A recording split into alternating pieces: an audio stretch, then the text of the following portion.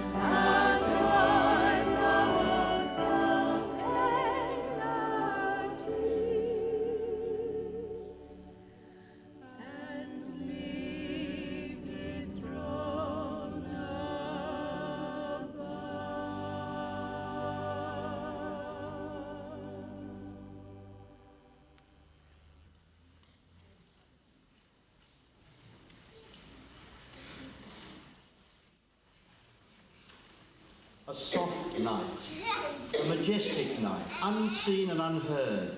All heaven was awash with the anthem of joy and carols of praise. To those on earth sleeping the sleep of the peasant and the drunken, there was little evidence of the supernatural, except for a star, brighter than bright, a comet-like collision of sparkling jewels, seen by scholars, heard by simple shepherds. Otherwise, a silent but absolutely significant night. Man's destiny would never be the same.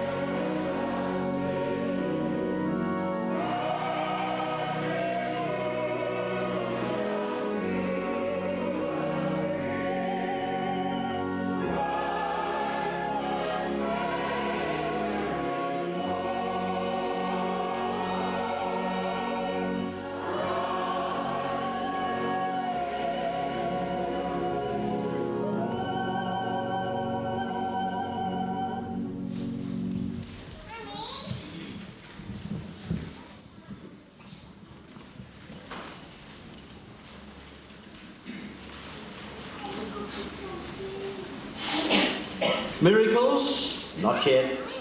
The boy born in the cattle's feed bin grew into a man, carpenter like his father, skilled with hands and skilled in things natural and spiritual, but restrained, learning always learning, and praying. The Son of God was still a son of man, a gentle man with gentle ways. The discerning observer could detect the occasional touch of steel and unusual power in his demeanour, but not often. His time had not yet come for demonstrations of divinity. The time finally arrived at a wedding in Cana of Galilee, an ordinary place near one of the smallest seas in the world. The wedding was typical, a many-day event, the joyous participants being the entire village. But two of their own young people had chosen to marry in order to perpetuate the husband's family and name through a son, at least. It was important to do this.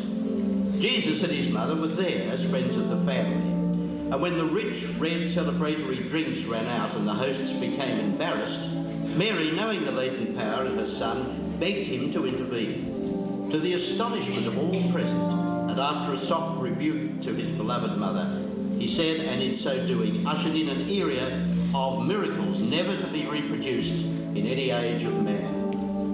Jesus was moved to supply the thirst-quenching wine to the people at Cana. He is just as enthusiastic in his call for us to be his guests at his wedding, to eat and drink with him at what he called the marriage supper of the Lamb. For many are invited, but few are chosen. The wine he was to share with us on that day, he later told his friends, was his own blood, spilt for our salvation.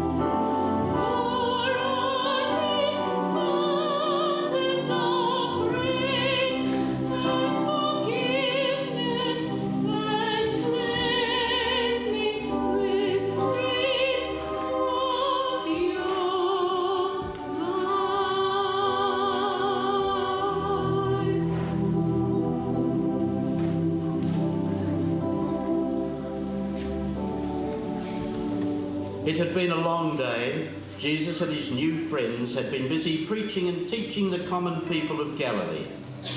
It had been a rewarding day but tiring, and for those who had time to reflect, hungry. Wishing to have a little time alone, Jesus and his small group of followers attempted to escape the crowd by rowing to a secluded spot further around the shore of the lake. It was no use. The people saw the movement and, like sheep, followed on land and then settled down for more stories. Still, no time for a meal. And as hungry people do, they became restless, questioning and angry. Jesus, with a keen sense of human needs, felt compassion He summoned a small boy with a wicker basket containing enough for one child, 5 loaves and 2 sun-cured fish. The lad willingly gave this paltry refreshment to Jesus, little realising that his act would reverberate through millenniums of time. As Jesus broke the crusty bread and asked for his Father's blessing of it, the crowd stilled, wondered, ate, and then questioned their own needs. What was the most important food? The abundant barley bread or Christ's word? Jesus invites us to share his bread with us as he did on that windswept hill so long ago. Take, eat, he said, for this is my body.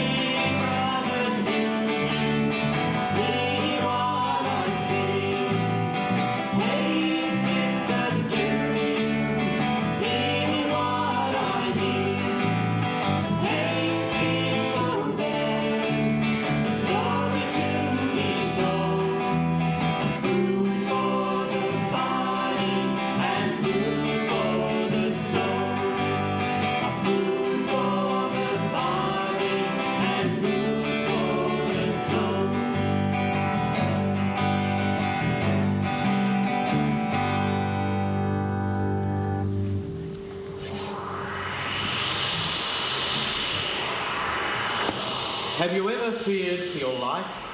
The disciples did. Lean, strong and hardy fishermen though they were, they'd never been in a wind squall like this one. Clinging to the rough timbers of their frail vessel, they searched the horizon for signs of land and safety. Instead, they saw the lonely figure of a man walking easily through the waves towards them. "A ghost!" they cried, while the others shrieked in terror. Peter, wiping the salty spray from his eyes and raking back his lank, wet hair, half recognised the person. "If it's you, Lord, tell me," he yelled into the howling wind. The answer was such that Peter, unconcerned about the humanly ridiculous situation and oblivious of the wide-eyed wonder of his friends, plunged into the raging sea and, with his eyes on Jesus, for he had guessed all right, walked the waves, but not for long. You see, miracles defy logic, and Peter started to think about where he was and what the weather was like, and Jesus calmly lifted him from what would surely have been a watery grave, and the two men strode with confidence to safety. The wind stopped its incessant howling as the fishermen rejoiced in their salvation. It had been an exciting and thrilling experience, a miracle that they would share with their children and grandchildren.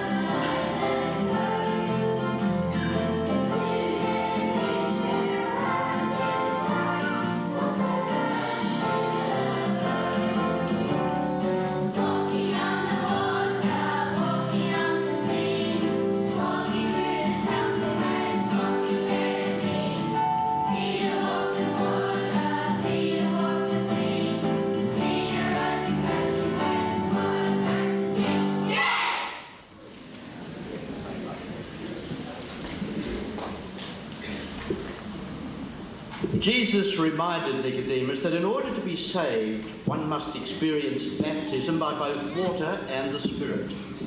The wind of the Spirit is a positive torment until stilled by the recognition of our utterly helpless condition. Then, and only then, can Jesus take our hands and lift us out of the boiling sea. Peter's impromptu and spectacular baptism was an object lesson on why we should focus on Christ. Have you been baptised? Yeah.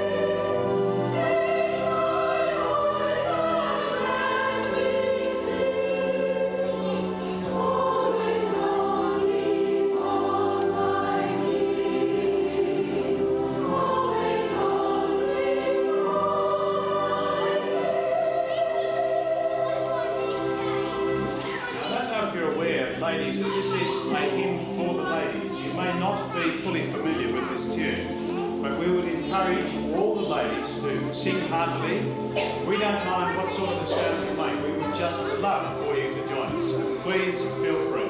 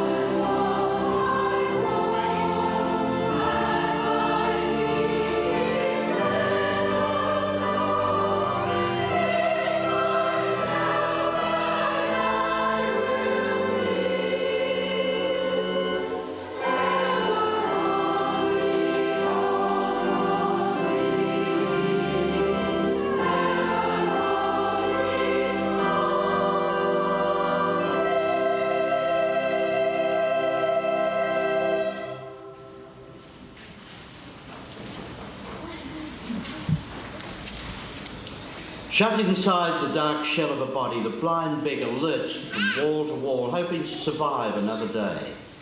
There was no relief. To this tormented soul, day was no more than another far noisier night. Colour meant nothing. Shapes were only figments in a mind untrained to reality. Locked into blackness and insecurity, he had a dream that one day he would see. And a gift, though blind from birth, his ears were better than most. And he'd heard about a mysterious man, a miracle worker, who'd been reputed to have healed those who could not see.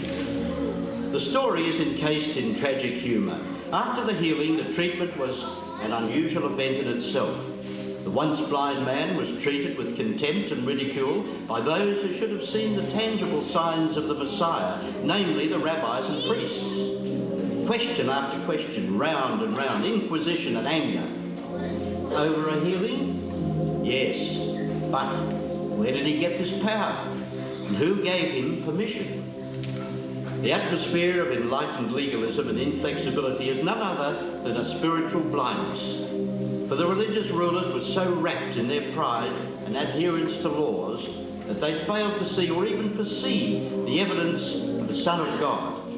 Jesus warned us to beware of our self-certainty, another name for the impenetrable black curtain of pride.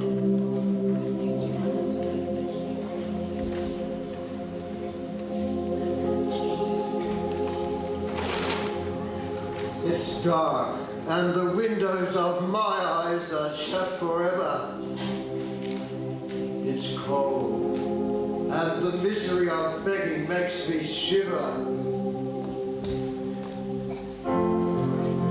They tell me there's a man who makes the blind to see. They tell me he's around. Where can he be?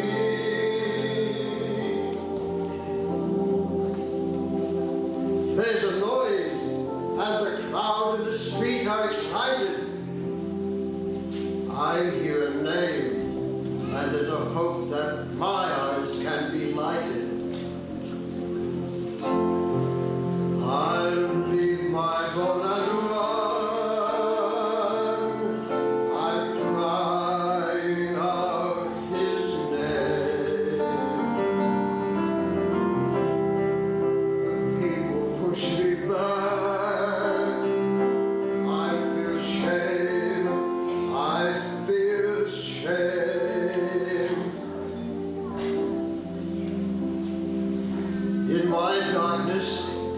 stagger and cry that he'll see me. If you're there, Lord, I know that you can heal me.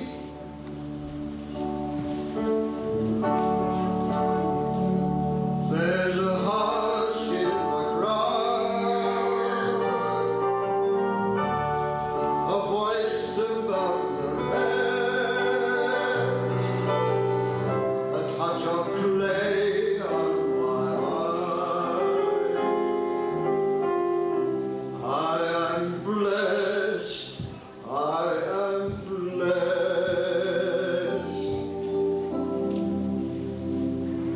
In my darkness, I stagger and cry that he'll see me.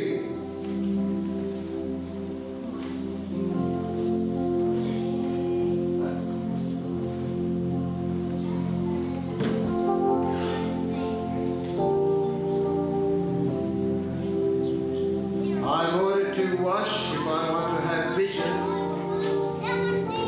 As the clay falls and I see, there's a decision.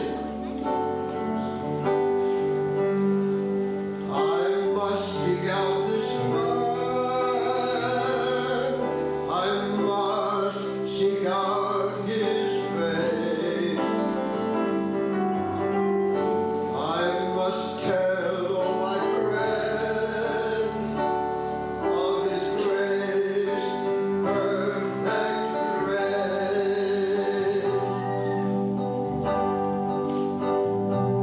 It is life, my eyes have their sight. I can see, my heart is a kite. Tugging hard at the color and wideness of space.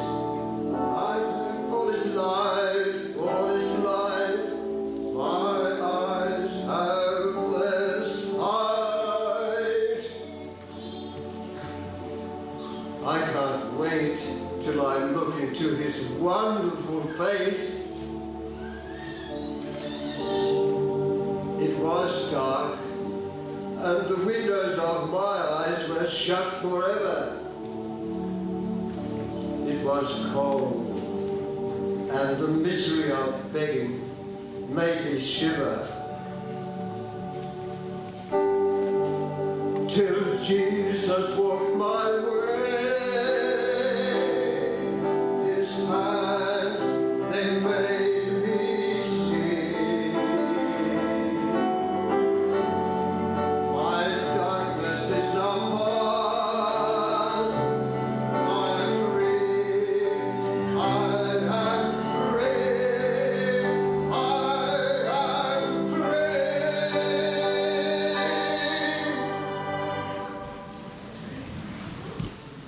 Nobody ever accused Jesus of living for himself. He, like us, had a social life and had special friends. It so happened that a family at Bethany was among his closest, a man named Lazarus and his two sisters, Mary and Martha. They were an ordinary family with some pretty normal problems. One was that Martha felt strongly that Mary spent too much time listening and not enough time doing. How come I'm the one that ends up doing the chores? Sounds familiar? The petty domestic friction was forgotten when Lazarus became seriously ill. The sisters were frantic, and although they tried every way to effect a cure and had let Jesus know that things were serious, he was only 2 miles away, Lazarus finally died. Jesus, saddened at the latest news, wept publicly, but surprised his disciples by delaying his journey to Bethany for a couple of days. When he decided to return to Bethany, the disciples were understanding but concerned. You were nearly killed there a little while ago. Why go back so soon? They didn't yet understand deep friendship. Jesus, holding the shaking and grieving hands of their sisters, told them gently that Lazarus would soon awake. Now, both Mary and Martha were aware of the global resurrection that would take place in the last days, but what they thought Jesus was talking about. But they were unprepared for an immediate infusion of life into the grey, shroud-wrapped and now stinking corpse of their brother.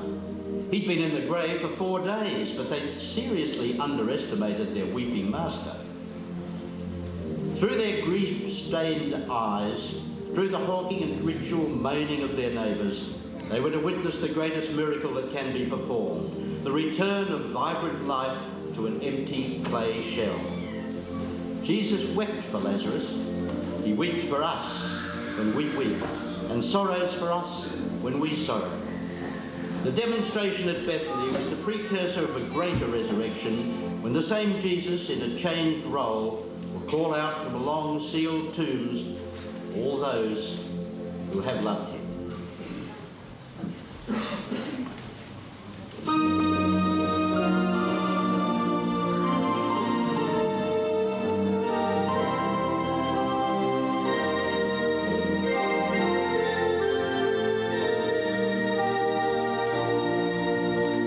Jesus knows our grief, Jesus knows our cares, and Jesus counts the sparrows, he even counts our hairs. And when we're feeling lonely, when we're feeling blue, he'll come and stand right by our side if we simply ask him to.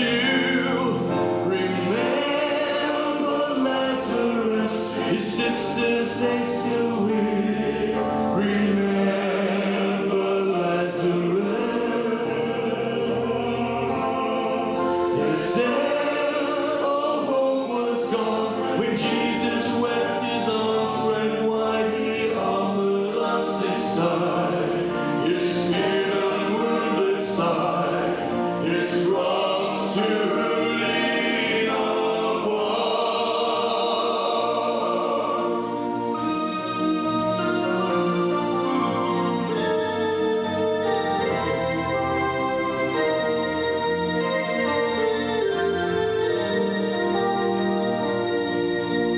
Jesus shared our sorrow so that he could share our pain.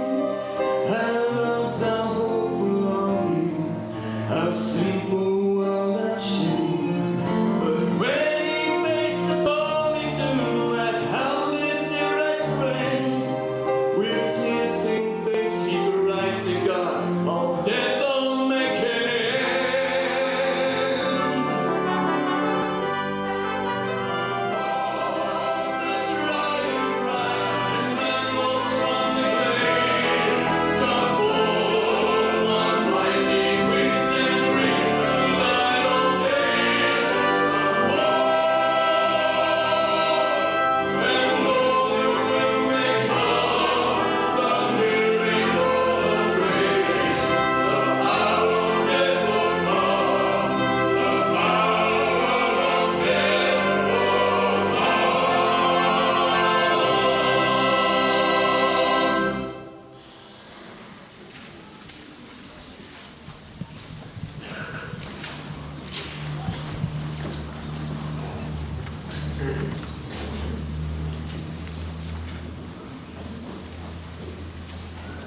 In the transient lifespan of every man and woman comes a moment of decision which will set the direction and compass of all future plans.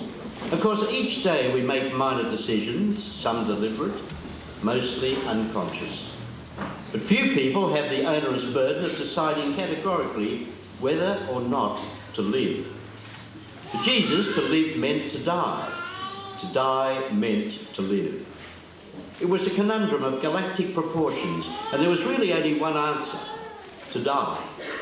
To make the conscious choice to suffer so that humanity could have the opportunity to appreciate suffering. To experience pain so that people could, if they so choose, experience joy.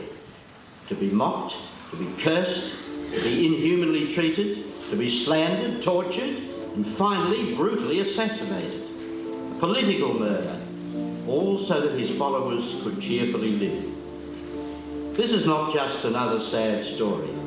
It's the story, the miracle of redemption, the miracle of kindness, the miracle of divine condescension. Without that decision, hammered out in a dark garden, without that decision in our favour, we were all dead men.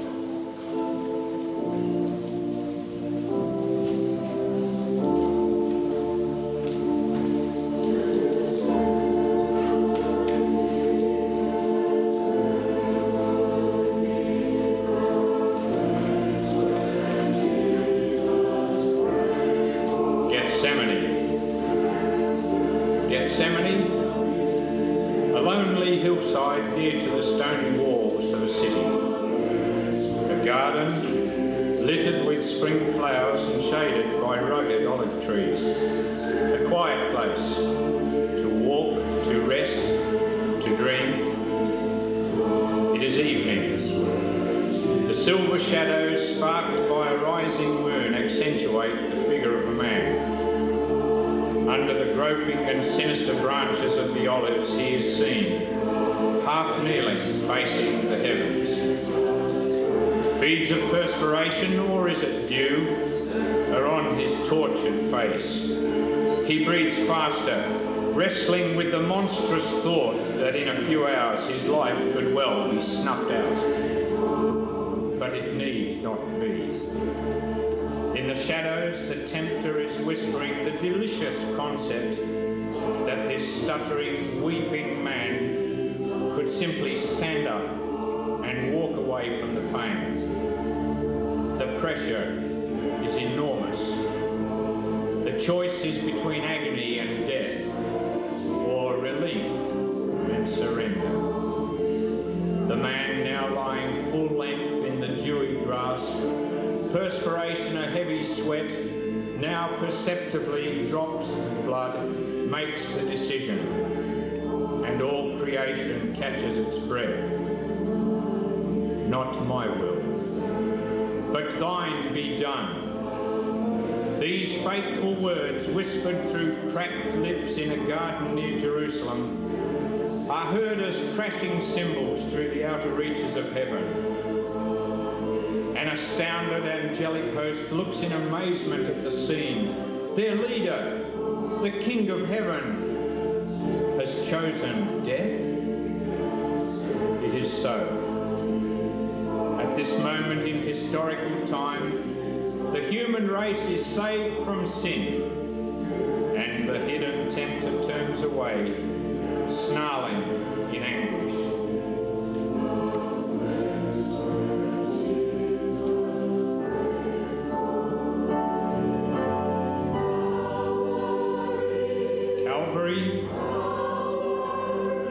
Calvary, in muted silence, the dull thuds of a hammer are heard as rough iron nails pierce those healing hands of Jesus. The crowd, thirsting for blood and urged on by Satan, begin to clamour for satisfaction. Their cries are met with a look of supreme pity from the man they want to kill. Father, forgive them, for they don't know what they're doing. The angels, stunned and shocked by the intensity of the rabble, turn their faces away, and Jesus, knowing that there is no turning back, cries out in anguish to his God. The blackness of space and death is clouding his tortured mind. My God, he cries, why have you forsaken me? The thorns press deeper. The thump of the upright as the cross is dropped cruelly into the prepared hole. The searing of flesh as the wounds are torn. A great cry, it is finished! And the universe, like his broken body, is ripped apart. The heavens roar. The savage and unnatural lightning flashes, and blackness becomes fluorescent light as the earth trembles in sympathy for its maker. Then silence. The jeering crowd has left, their bloodthirst assuaged. The family and friends remain to say their remorseful farewells to the dead man on the cross. Soon it will be Sabbath.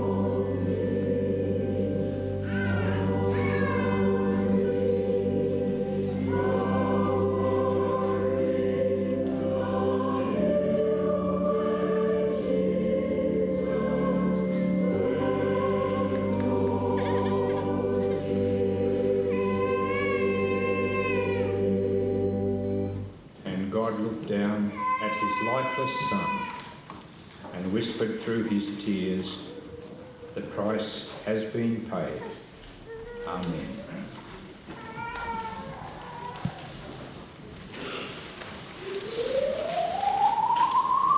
A cold, cold tomb. The hillock in which it is gauged outside the vertical walls of Jerusalem strangely resembles a skull. The supernatural torment of the crucifixion over, the burial complete, the followers hunted away by the suspicious Roman guard, all is quiet. A softness spreads over the land like the softness surrounding the dead man's birth. There's a quietude in both earth and heaven. In earth, as the perpetrators of the crime of all times relax and quietly rejoice. The tomb is sealed, and an armed guard stands at the stone entrance. No one will steal the body. Their battle with their competitor is over. So they think. In heaven, the angels hold a collective breath. They'd felt the agonising pain of their leader's death. They'd longed to help. They had held their peace. They'd seen a wondrous thing, an act of surpassing heroism that would reverberate through the corridors of time. They'd seen the cross. As Pilgrim approached the cross set on a lonely hill, he looked up at the stark beams of wood and the great burden that had fixed itself like a limpet to its back fell off. He'd done everything humanly possible to rid himself of the burden, the bone-crushing weight of sin. The simple look at the cross did what man could not. Pilgrim was free.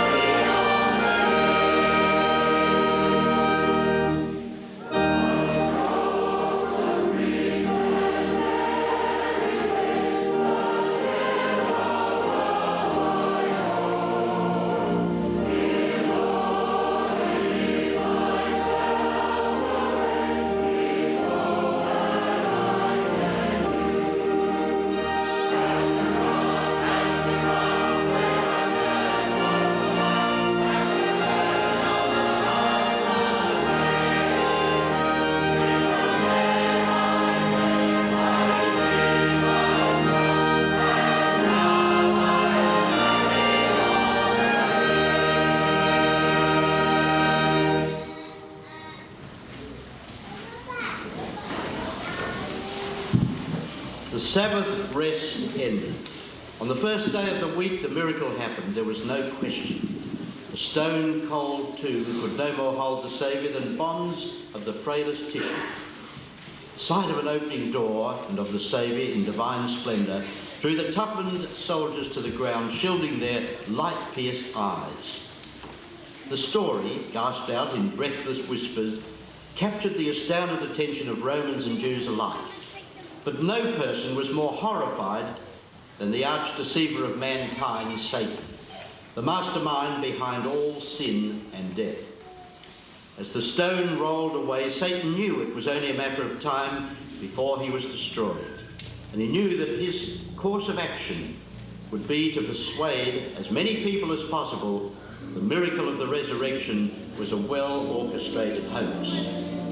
In heaven, and in contrast, the rejoicing was thunderous and ovational. The King of Kings, who 33 man-years before had become a child to save his children, had played out the drama of salvation, a power play of cosmic proportions, and had won.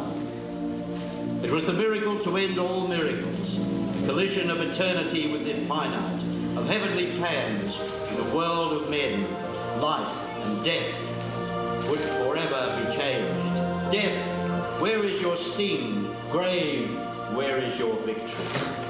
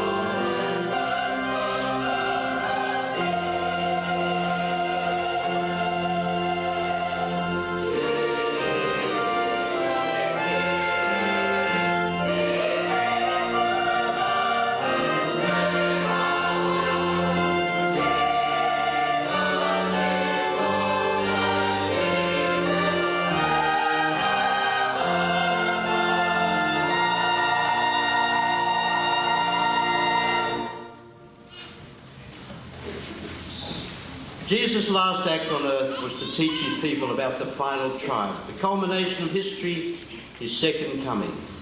They little understood. He left them to face an uncompromising, revengeful and totally vanquished foe, and a world to recover. Alone? Not so. While they'd inevitably miss the cheery smile, the quick wit, and the loving care of a human Jesus, they were sent a truly remarkable companion, the Spirit of God. Miracles? The life of Jesus was a succession of miracles, mostly performed in the quiet of the ordinary experience, mostly unrecorded. No clashing gongs to herald the events, no brassy cymbals, no razzmatazz, no PR person paving the way and softening up the masses. Yet his close friend John later wrote that the whole world wasn't big enough to hold the books that could be written about the things Jesus did. It's significant that Jesus refused to perform miracles on demand, as he was asked to do on numerous occasions. was a matter of principle. Man must learn to accept the Christ on the basis of faith and teaching, not on the signs of the miraculous. But if we think miracles finished at the cross, we must think again. Each minute of each day is a miracle in itself. Life is a miracle. Love is a miracle. And each time a penitent sinner asks for forgiveness, it's a miracle. The whole world, the whole life of Christ was a miracle of love. It was, it is, and it shall be forever. Shalom.